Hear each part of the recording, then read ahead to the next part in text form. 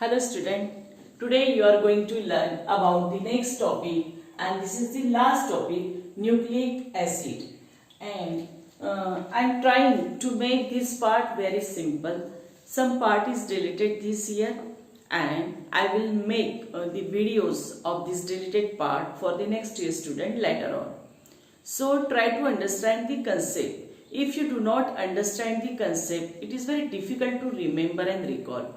So I am making this topic very simple here and I refer different type of books, and the main book is our textbook which is given for the Maharashtra State Board for the 12th class, and the definition for nucleic acid is nucleus of a living cell is responsible for transmission of genetic information called heredity. आप सबको पता है कि जो heredity होती है, यानी कि जैसे हमारे बाल है, आंखें है, हमारा कलर है, ये हमारे जो एंसेस्टर, हमारे माता पिता जो होते हैं उनसे इनहेरिट करके आता है। और उसके लिए कौन रिस्पॉन्सिबल होता है? ये हेरिडिटी के लिए chromosomes in the nucleus of the cell responsible for this heredity. Now these chromosomes are made up of protein and a type of biomolecule called nucleic acid. यानी न्यूक्लिक एसिड की definition क्या होगी? The chromosomes, जो कि आपको पता है, they are made up of protein and a type of biomolecule. हम बायोमोलिक्यूल की ही पढ़ाई कर रहे हैं और ये लास्ट बायोमोलिक्यूल है called nucleic acid. Now there are two types of nucleic acid. ये जो न्यूक्लिक एसिड है ये दो टाइप के होते हैं, एक है आरएनए और दूसरा है डीएनए। इसके बारे में भी आपको पता है। आरएनए को क्या कहते हैं? राइबोन्यूक्लिक एसिड, और डीएनए को क्या कहते हैं? Deoxyribonucleic acid. तो उसका जो शॉर्ट फॉर्म होता है वो आरएनए डीएनए। ये राइबोन्यूक्लिक एसिड कहाँ मिलते हैं? They found mainly in the cytoplasm. और डीएनए कहाँ मिलते हैं? They found in the nucleus of living cell. Nucleus के अंदर वो मिलते हैं। They have few thousands of nucleotide. RNA में क्या होता है? Only few thousands of nucleotide से वो बने होते हैं। और डीएनए में क्या होता है? They contain several millions of nucleotides. ये पॉइंट ऑफ डिफरेंसेस आपको आरएनए और डीएनए के पता चल गए। अब दोनों इसमें कॉमन चीज क्या दिख रहे हैं हमें? कि वो न्यूक्लियोटाइड से बने हैं। कौन? आरएनए और DNA. As nucleic acids are long chain polymers of nucleotides. Nucleic acid यानी क्या क्या हो गए? दो टाइप, आरएनए और डीएनए। कैसे बने हैं? Long chain polymers of nucleotides. They are also called polynucleotide. यानी हम ये न्यूक्लिक एसिड को और क्या कह सकते हैं? दूसरा नाम पॉलीन्यूक्लियोटाइड। और पॉलीन्यूक्लियोटाइड कितने प्रकार के होते हैं? दो, आरएनए और DNA. Now chemical composition of nucleic acid, ये आपको समझ में लेना है कि उसमें क्या क्या केमिकल कंपोजिशन होता है। तो इसमें मैंने उसको सेपरेट करके लिखा है, जैसे कि यहाँ कंप्लीट हाइड्रोलिसिस ऑफ आरएनए और डीएनए। इसका कोई भी इसका अगर हाइड्रोलिसिस हम करते हैं, जैसे हमने कार्बोहाइड्रेट में किया तो हमें ग्लूकोज फ्रुक्टोज इस टाइप की मोनोसैकेराइड मिली। जैसे कि हमने प्रोटीन में किया तो हमें अमाइनो एसिड्स मिले। वैसे ही अगर न्यूक्लिक एसिड का हाइड्रोलिसिस करते हैं तो हमें क्या मिलता है? It gives pentose sugar. Pentose sugar जिसे कि मोनोसैकेराइड भी ऐसे जनरल नाम कहते हैं, पर ये पेंटोज यानी क्लियर हो जाता है हमें। दूसरा क्या मिलता है? Phosphoric acid. एंड तीसरा मिलता है बेस, यानी नाइट्रोजन कंटेनिंग हेट्रोसाइक्लिक कंपाउंड। यानी जब हम आरएनए और डीएनए का स्ट्रक्चर देखेंगे तो उसमें हमें क्या मिलेगा? इस तरह के तीनों चीजें देखने को मिलेंगी।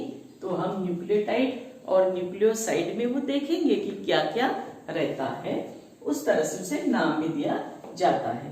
तो हम देखेंगे कि इसमें से एक पार्ट यहाँ पे लिखा हुआ है जो कि ग्लूकोज का जो पेंटोज शुगर है वो पार्ट यहाँ पे दिखा है। यहाँ क्या क्या है? क्या मिलता है हाइड्रोलिसिस से? पेंटोज शुगर मिलता है। यहाँ पे पेंटोज शुगर दिखाया हुआ है। आरएनए में कैसा होता है? डीएनए में। दूसरा क्या होता है? फॉस्फोरिक एसिड पार्ट होता है। और तीसरा होता है बेस। और बेस यहाँ पे 5 प्रकार के बेस हम देखने वाले हैं और आरएनए में अलग होते हैं, डीएनए न्यूक्लियोटाइड न्यूक्लियोसाइड में हम देखेंगे कैसे रहता है इसके बाद में।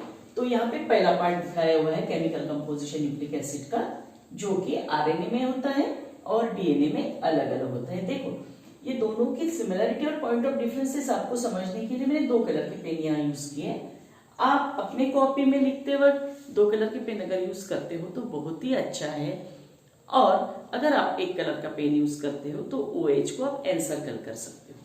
तो यहाँ पे देखिए दोनों स्ट्रक्चर सेम दिख रहे हैं हमें। पॉइंट ऑफ डिफरेंसेस देखिए, यहाँ OH है, यहाँ पे भी है, यहाँ H, यहाँ पे भी H। ये वाला जो पार्ट है वो यहाँ और यहाँ डिफरेंट दिख रहा है, या दोनों जगह H है। इसे हम कहते हैं बीटा D2 डीऑक्सीराइबोस। इसे बीटा D2 डीऑक्सीराइबोस कहा जाता है। ये जो कंप्लीट है इस काय में प्रेजेंट होते हैं, डीएनए में। और इससे क्या कहते हैं, बीटा डी राइबोस। ये जो है बीटा डी राइबोस इसके कहते हैं। सबका मीनिंग हमें मालूम है, बीटा डी वगैरह क्या होता है, इसके पहले हमने पढ़ा है, वो यहाँ पे लिखने की जरूरत नहीं, सिर्फ इसका नाम ध्यान में रखना है। तो यहाँ OH है, यहाँ OH है, यहाँ OH है, यहाँ पे सिर्फ एक OH है, और ये CH2H दोनों जगह सेम है, यानी सब दोनों स्ट्रक्चर सेम है। सिर्फ ये 2 नंबर का जो कार्बन है वहां पे यहाँ 2 हाइड्रोजन अटैच है और यहाँ पे एक H एक OH, इतना ही पॉइंट ऑफ डिफरेंस है। और ये एक पॉइंट ऑफ डिफरेंस, इनका नाम भी चेंज हो गया, ये बीटा डी राइबोस है और ये बीटा D2 डीऑक्सीराइबोस। कुछ बुक में थोड़ा डिफरेंट भी नेम रह सकता है, तो पर वो ध्यान में आ जाता हमें कि वो स्ट्रक्चर ये है। इस तरह ये हो गया शुगर से कनेक्टेड, पेंटो शुगर से कनेक्टेड यूनिट। इसके बाद हम आगे का देखेंगे अनदर केमिकल कंपोजिशन, उसमें क्या है। DNA and RNA contains 4 bases as follows. DNA AGCT, ऐसे ध्यान में रखिए, RNA AGCU, इसका लॉन्ग फॉर्म हम देखेंगे। ये RNA और DNA में 3 तो जो यहाँ पे दिए हुए बेसिस है वो सेम है, AGC यानी एडेनाइन, ग्वानिन और साइटोसाइन, ये दोनों में है, और डीएनए में है थाइमाइन और आरएनए में है यूरासिल। तो सिर्फ थाइमाइन और यूरासिल का पॉइंट ऑफ डिफरेंस आपको ध्यान में रखना है। और ये जो बेसिस है उनका स्ट्रक्चर यहाँ पे दिया हुआ है। ये जो नीचे दिए हुए हैं साइटोसाइन, थाइमाइन, यूरासिल, इसमें हेक्सागोनल रिंग है, ध्यान से देखिए आप। और जो पॉइंट ऑफ डिफरेंसेस है वो ध्यान में रखिए, उसको याद कीजिए। और ऊपर में जो है वो डबल रिंग स्ट्रक्चर है, उसमें एक पेंटागोनल और एक हेक्सागोनल है, ये भी आपको ध्यान में रखना है, अदरवाइज थोड़ा गलत हो सकता है यहाँ पे। तो ये आपको राइटिंग प्रैक्टिस से याद हो जाएगा। तो डीएनए और आरएनए के बेसिस है। अब हमने ये देखना है कि न्यूक्लियोसाइड और न्यूक्लियोटाइड क्या है, काफी बच्चों को इसमें कंफ्यूजन हो जाता है। So attachment of base to 1' position of sugar called nucleoside, यानी ये जो शुगर हमें दिख रहा है उसके 1' पोजीशन में, यहाँ पे नोट किया है 1' पोजीशन को बेस अगर अटैच होता है, ये दिख रहा है यहाँ पे बेस, तो उसे हम क्या कहते हैं, दिस इज कॉल्ड न्यूक्लियोसाइड। ये स्ट्रक्चर पेंटोस का तो हमने ऑलरेडी देखा है, chemical composition of nucleic acid में मैंने अभी आपको पढ़ाया है। और अगर इसको, ये पेंटोस शुगर को यहाँ 1 नंबर के कार्बन को बेस अटैच होता है तो उसे हम न्यूक्लियोसाइड कहेंगे। अब यहाँ पे एक पॉइंट मैंने मेंशन करके दिया हुआ है आपको समझने के लिए, जो कि डेफिनेशन में लिखने की जरूरत नहीं है। शुगर कार्बन नंबर्ड एज 1' 2' ऐसे, क्यों, to distinguish from the basis. ये बेसिस में भी नंबर होते हैं, उसको इससे अलग दिखाने के लिए यहाँ पे डैश नोट किया हुआ है। Okay, then nucleotide. अब ये जो न्यूक्लियोसाइड है, ये न्यूक्लियोसाइड यहाँ वैसे की वैसा है और उसके साथ एडिशनल पार्ट है फॉस्फोरिक एसिड, तो बस उतना ही हमको लिखना है। When nucleoside link to phosphoric acid at 5' position, ये जो 5' पोजीशन है वहां पे जब फॉस्फोरिक एसिड अटैच हो जाएगा शुगर के 5' नंबर के कार्बन के ऊपर, तो उसे हम कहेंगे न्यूक्लियोटाइड। यानी यही फिगर यहाँ पे आ रही, सिर्फ यहाँ OH की जगह क्या आएगा, फॉस्फोरिक एसिड का पार्ट आएगा। सो दे आर मोनोफॉस्फेट्स ऑफ न्यूक्लियोसाइड, इसे क्या कहते हैं, मोनोफॉस्फेट ऑफ न्यूक्लियोसाइड, ये न्यूक्लियोसाइड का पार्ट है, मोनोफॉस्फेट, एक phosphate. This is about the nucleotide. और ये न्यूक्लियोटाइड से हम डाइन्यूक्लियोटाइड वगैरह कैसे बनते हैं उसके बारे में मैं अभी बताने वाली हूँ। जो part this year is deleted and the different nucleotides will be explain for the next year student, and the video I will make later on in May or June. So in order to understand, but some part I am going to explain now in order to understand the DNA structure. The nucleotides join together by phosphodiester linkage between the 5' and 3' carbon atom of the pentose sugar, and the formation of dinucleotide takes place as follows. तो यहाँ पे हम dinucleotide का formation दिखा रहे हैं, जिससे कि आपको ये समझेगा कि 5' and 3' कार्बन का जो लिंकेज है, फॉस्फोडाइस्टर लिंकेज, वो क्या है, यानी ये चीज आपको समझेगी जो बिना फिगर के आप नहीं समझ पाओगे। तो यहाँ पे हमने दो चीजें दिखाई हुई है न्यूक्लियोटाइड की, ये एक न्यूक्लियोटाइड है और सेम स्ट्रक्चर ये दूसरे न्यूक्लियोटाइड का। यहाँ कौन सा बेस हमने नोट नहीं किया है, ओनली बेस हमने दिखाया, बाकी बिना काम की कोई चीज नहीं दिखाई। ये शुगर है, ये शुगर है, दोनों स्ट्रक्चर सेम है।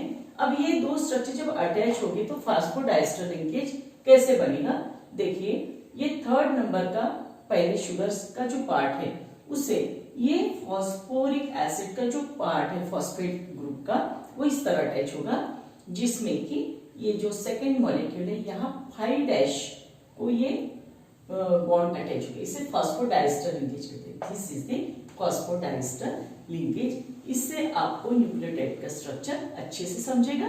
और दिस ईयर इसके डिटेल जो स्ट्रक्चर्स है बुक में दिए हुए हैं, जो कि इस साल डिलीट किए हुए हैं, and this is the deleted part, but in examination, entrance examination in NEET, JEE etcetera और CET the questions can be asked about this topic. तो इतना तो आपको पता ही रहना चाहिए। Now the DNA double helix structure, this is the Watson and Crick model, and these are the 4 points. Here figure is also deleted part, और आप book से फिगर देख सकते हो, क्योंकि क्या होता है उसमें जो लेबलिंग वगैरह होते हैं, जैसे आपको एंट्रेंस एग्जाम की तैयारी करनी है तो आपको सब फिगर अच्छे से पता चाहिए। जो नेशनल लेवल के एग्जाम है नीट एक्सेट्रा उसके लिए, तो आप फिगर रेफर कर सकते हो, जो कि थ्योरी में इस साल डिलीटेड पार्ट है, पर ये पार्ट आपको है, ये पॉइंट आपको वो फिगर से समझ लेना है। जो फिगर मैंने यहाँ ड्रॉ नहीं की है, ये सब पॉइंट आप फिगर में से चेक कर सकते हो, बहुत ही इजी है। और इसके पहले भी आपने फिगर देखी हुई है। डीएनए में 2 स्ट्रैंड होते हैं, polynucleotide strand, and they wounded about each other forming A double helix structure. Right handed ऐसे डबल हेलिक्स स्ट्रक्चर उसमें दिखता है। 2 strand run in opposite direction, वो अपोजिट डायरेक्शन में रन होते हैं, इसलिए वन फ्रॉम 5' to 3' और जो दूसरा स्ट्रैंड होता है फ्रॉम 3' to 5, एक ऐसा और एक उल्टा, उसके साथ वो वुंड हो गया।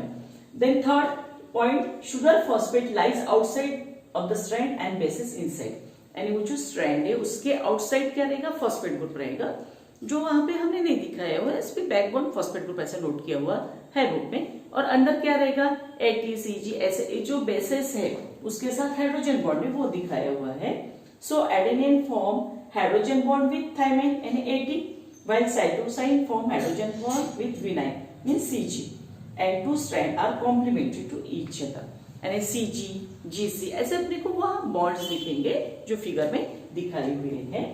ये तो हो गया double helix structure, Watson and Crick model. और आपको ये भी ध्यान में रखना है कि in RNA only single stranded structure is there. RNA में क्या रहेगा, सिर्फ सिंगल स्ट्रैंड रहेगा, और DNA में double strand. In this manner, the last topic, nucleic acid, is completed very nicely, and I hope you understand this topic. With this, we complete the biomolecules chapter, and in the next video, the next chapter will be discussed.